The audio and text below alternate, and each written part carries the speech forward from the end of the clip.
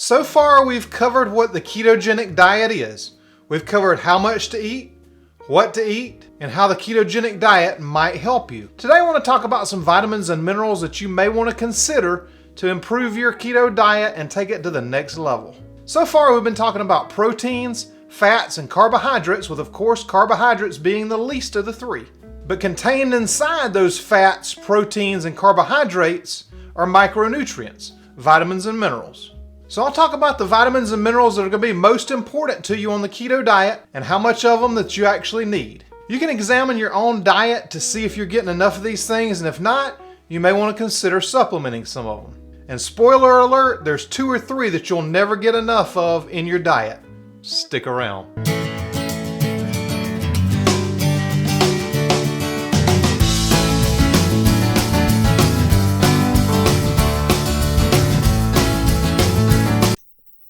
So the first mineral that you want to monitor is magnesium. I've talked about this before in my electrolyte videos and many other videos about the importance of magnesium. It supports muscle and nerve function, energy production, bone health. It helps to make sure you get a restful night's sleep, that your stress levels are lower. And enough magnesium is almost impossible to get on any diet, including the keto diet. Some of the dietary sources for magnesium are spinach, avocado, pumpkin seeds, and you're going to need anywhere from 200 to 400 milligrams a day. It's an essential electrolyte that's going to help to keep you hydrated and feeling your best on keto and to help avoid the keto flu. Another couple minerals to look at are sodium and potassium. So now we've covered all 3 that I put in my electrolyte blend that I make at home. I think it's got the perfect balance of all 3 of them. So sodium and potassium help maintain healthy fluid levels in the body, like I said. Helps with nerve transmission, muscle contractions, and many other things. And you can't live without sodium despite what some would have you believe. Studies are showing that low sodium diets do not help heart disease or any of the other things that they said it would help. So you want to get your sodium from good sources, things like Redmond's Real Salt or Pink Himalayan Salt. Salts that haven't been stripped of all the vitamins and minerals that they contain. And for keto, you're going to want somewhere between 3,000 and 5,000 milligrams of sodium per day. For potassium, you're going to want somewhere between 2,000 and 3,500 milligrams a day. If anyone can tell me how anybody can get that much potassium from the diet, I would love to know. Another essential you're going to need is calcium. Calcium is essential for bone health, nerve function, and muscle function. You will be able to get a lot of that in your diet as long as you don't have to limit dairy too much. Some other sources are like kale, broccoli, sardines, and if you find you can't get enough, you can supplement it, although there are good and bad ones. But on a well-formulated keto diet, you probably won't need a calcium supplement. You're going to need somewhere between 1,000 and 1,200 milligrams a day. Now this one's a biggie. One of the vitamins that you've got to have is vitamin D. As long as you've got enough vitamin K2 in your body, and your body can synthesize enough vitamin D from the sun, 20 minutes in the sun a day will be a great start. If you're inside a lot and you don't get out in the sun very much, vitamin D supplementation is essential. Vitamin D helps absorb that calcium we were talking about. It supports your immune function and it regulates your mood. If in the wintertime you've ever felt down a little bit, it's probably because your vitamin D levels are really low. I get enough sun in the spring and summer, but in the fall and winter, I'll supplement with vitamin D because we don't get enough of it. Vitamin D is found in fatty fish like salmon, mackerel, egg yolks, and of course the best, the sun. Now my recommendation for vitamin D is a little bit higher, but studies are now showing that 10,000 IUs or international units of vitamin D is about the right amount. Some people may even need more. If I remember correctly, the US RDA of it is about 1,000, and that is just not high enough. B vitamins are essential on the keto diet. They help with energy production, brain function, and red blood cell formation. The good news on keto is most people are not deficient in the B vitamins because they're contained in meat, they're contained in eggs, they're contained in dairy, they're contained in leafy greens. And if you take a multivitamin, they're contained in there too. And you'll know if you've got a great whole foods based vitamin and your body doesn't need any more B vitamins, when you pee, it's gonna be real yellow and your body just couldn't use them or it had too many of them. That's how you know. And the amount of B vitamins you're gonna get vary based on which B vitamin it is. Like B12, somewhere around 2.5 micrograms a day. But it may not be a big concern as long as you're eating like that. But some people that do vegetarian keto, vegan keto, may not be getting enough of these, but you can get it through nutritional yeast or a great whole foods based multivitamin, which I definitely recommend, and I take myself every day. Omega-3 fatty acids are another thing you want to make sure you get enough of on a keto diet. Omega-3s help reduce inflammation, support your heart and brain health, and help to balance the omega-6 intake, which hopefully you're not having a lot of if you've eliminated seed oils from your diet. Most whole foods sources of omega-3s contain omega-3s and 6s, but in a better ratio. And again, if you're eating enough fatty fish, flax seeds, chia seeds, you'll be getting omega-3s from those sources. You need somewhere between 1,000 and 3,000 milligrams of EPA and DHA a day. If you're not getting enough omega-3s, krill oil is the one that I would recommend instead of fish oil. Krill oil is going to have less mercury and some of the things that you just don't want in your body, and a good quality supplement tests for things like that. If you're doing intermittent fasting, from time to time you may need some MCT oil to help you get through until your next meal. A lot of times a little bit of MCT oil can just curb your appetite and get you through to the next meal. Lately I've been getting MCT oil in Cacao Bliss, which I've been taking with my coffee every morning, and it really helps to get my brain going first thing in the morning. It provides quick energy, it actually enhances ketone production in your body, and it can help support weight loss. Is it for everybody? No.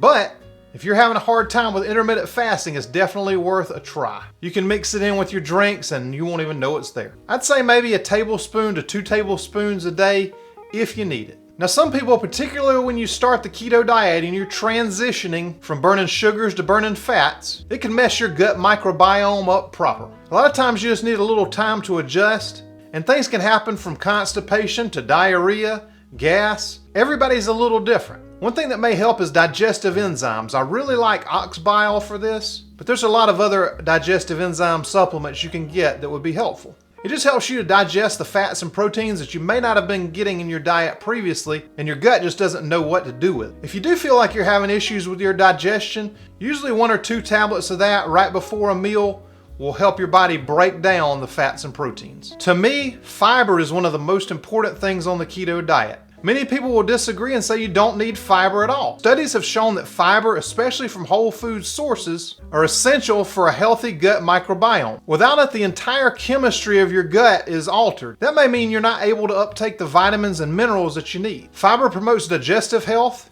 satiety. It helps you feel more full. Remember when I was telling you about those couple cups of salad a day? I think if you've tried that, you've figured out that it works. It also helps you be regular. And if any of my carnivore friends are watching this, this is one of the things that I feel is most lacking in a carnivore diet. I see a lot of forums and Facebook groups, and I read about all the problems, although most of the time I don't chime in because I'm not trying to push the way I do things on anybody else if that's the way they choose to do it. But a lot of the symptoms, a lot of the problems that they have, and I believe a lot of the reason that some of them are gaining weight or can't lose any more weight is because the vitamins and minerals are not being absorbed. Sure, you can say ground beef is nature's multivitamin, but if your gut microbiome is not right to take in all those vitamins, absorb them into your body, and actually use them, that's going to cause a deficiency. That's going to cause problems. So you can get fiber naturally through leafy greens and most non-starchy vegetables. Psyllium husk powder, which I use in a lot of my recipes. Chia seeds, flax seeds. And my carnivore friends, if you're having any problems, just sneak a little bit of that in and see if it might make a difference for you. I would say 25 to 30 grams a day is more than enough, and you can get that right from your diet. One thing I'm still kind of up in the air about, and for a long time I believe that it may not be necessary at all, is exogenous ketones. I still believe that for most people it's not necessary at all. But for some people, if you're having a lot of trouble with becoming keto adapted, if your energy is low, or if your ketone levels are low, you may want to try that just for a little extra boost. It would be way down the list of things that I would try first though. I want to talk about some vitamins now that are found in the keto diet that aren't found in the carnivore diet or even the vegan diet. I know a lot of people come to keto from the vegan diet, and I've tried the vegan diet myself. Basically, I've tried every diet myself because I'm a human guinea pig. I like to try things and see what works for me and what may work for others. And so I know the downside and upsides to a lot of these diets. And keto has come full circle in my experimentation, and it's what I believe is the best diet for just about everybody in one form or another. So let's start with the carnivore diet. First of all, you're not going to get any vitamin C. Studies have shown that vitamin C supports immune function, skin health, Collagen production. Meat contains almost zero vitamin C because it's mostly found in fruits and vegetables. And of course, there's some fruits that contain vitamin C that you're just not going to have on keto, but berries have it, bell peppers have it, broccoli has it, spinach has it, and I believe based on the research I've done that it is essential. And of course, for the carnivore diet, I've already mentioned fiber, which is not contained in the carnivore diet, but fiber is also known to help support blood sugar level. So it's something worth looking at. So the vegan diet or the keto vegan diet, you're going to be missing vitamin B12. In addition to what I talked about earlier, it's also essential for DNA production, and it's only found in animal products or nutritional yeast, like I said earlier. Also in vegan diets, you're going to be missing iron, so you'll probably need to supplement at least some iron in your diet. Iron helps support oxygen transport in the blood and prevents anemia. And although you can get some iron from a plant-based diet, it's less bioavailable than those from animal products, and your body just can't uptake it as well. The main sources of this are going to be beef, organ meats, shellfish. The omega-3s are very, very limited in the vegan diet as well. Although flax seeds do help you get some of it, it doesn't really convert well in the body. Always better to get it from fatty fish and pasture-raised eggs than to try to get it just from the seeds. Now, I want to talk about some supplements that you do not need, regardless of what all the money they spend on marketing may have you believe. Number one is fat burning pills. A lot of times they're marketed as boosting your metabolism, which just does not work. If you're here, you've probably tried some of those pills before, and you know they just don't work. Another thing that you just do not need, which is a big part of gym culture, is BCAAs or branched chain amino acids. A lot of times before a workout, I'd drink a pre-workout drink that contained BCAAs, but that was a whole different ball game and a different time. BCAAs can spike insulin, which if you're working out really hard, you may need, but it's definitely going to interfere with ketosis. Most people on keto will get enough just from meats. Another thing you just don't need are cheap multivitamins. If you choose to take a multivitamin, which I take every day, get a really good whole foods based multivitamin. And I'll put links to a lot of the things I recommend down in the description. But if you're going to spend the time and you're going to spend the money to actually supplement,